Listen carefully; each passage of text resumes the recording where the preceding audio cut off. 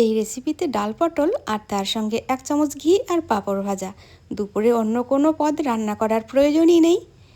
নমস্কার বন্ধুরা, আমার নতুন একটা রেসিপিতে সবাইকে স্বাগত জানাই। আজকে আমার রেসিপি ডাল পটল। ডাল পটল রান্না করার জন্য কয়েকটা একই মাপের পটল বেছে নিয়েছি। এবার পরিষ্কার করে ধুয়ে নিয়ে খোসাগুলো ছাড়িয়ে নিয়েছি। খোসাগুলো ছাড়াবার সময় একটু ছেড়ে ছেড়েই খোসাগুলো ছাড়াতে হবে। এবার পটলগুলো একটা কাঁটা চামচের সাহায্যে ফুটো ফুটো করে নিয়েছি।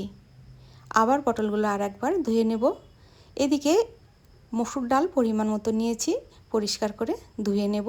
2-3 বার জল পাল্টে পাল্টে মসুর ডালগুলো পরিষ্কার করে ধুয়ে নেব।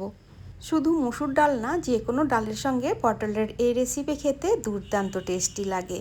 এইভাবে ডাল পটল রান্না করলে তার সঙ্গে বেশি সবজি ভালো লাগে না, শুধু হালকা পাঁপড় ভাজা কিংবা মাছ ভাজা হলেও বেশ লাগে। পটলগুলো ভাজার জন্য আমি সাদা তেল ব্যবহার করেছি। তেলের মধ্যে দিয়ে দিলাম সামান্য লবণ, আর পটলেও পরিমাণ মতো লবণ দিয়ে পটলগুলো ভেজে নেব। গ্যাসের ফ্লেমটা লোতে রেখেই পটলগুলো ভেজে নেব। গ্যাসের ফ্লেম বাড়িয়ে দিলে পটলগুলো পুড়ে যেতে পারে। এইভাবে গ্যাসের ফ্লেমটা লোতে রেখে ধীরে ধীরে পটলগুলো ভেজে নেব। এখানে অল্প হলুদও দিয়ে দেব। এবার একটা মাঝারি সাইজের টমেটো নিয়েছি, টমেটোটাও কেটে নেব। টমেটোটা কেটে নিয়েছি। পটলগুলো বেশ ভাজা হয়ে গেছে, পটলগুলো একটা বাটিতে উঠিয়ে নেব। পটলের এই রেসিপি আমি নিরামিষভাবেই রান্না করেছি, চাইলে পেঁয়াজ রসুন দিয়েও রান্না করা যায়। যার যেমন পছন্দ রান্না করতে পারেন।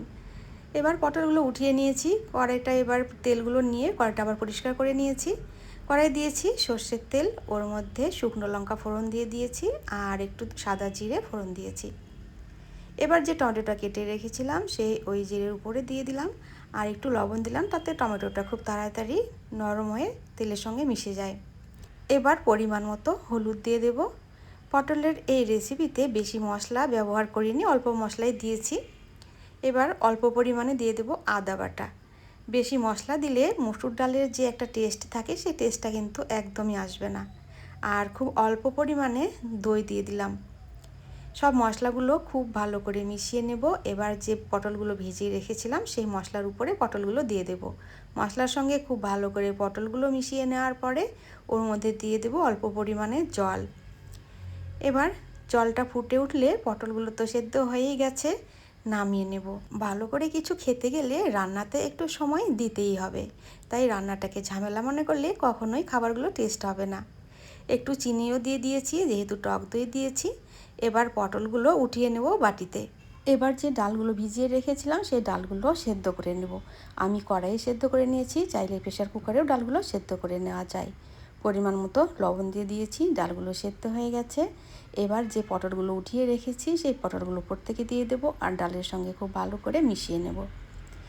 এই রান্নাটাতে ধনেপাতা কিন্তু অবশ্যই দিতে হবে। আজকে আমার ঘরে ছিল না তাই দিতে পারিনি। কয়েকটা চেরা কাঁচা লঙ্কা উপর থেকে দিয়ে দিয়েছি। লঙ্কা অবশ্যই নিজেদের স্বাদ মতো দিতে হবে।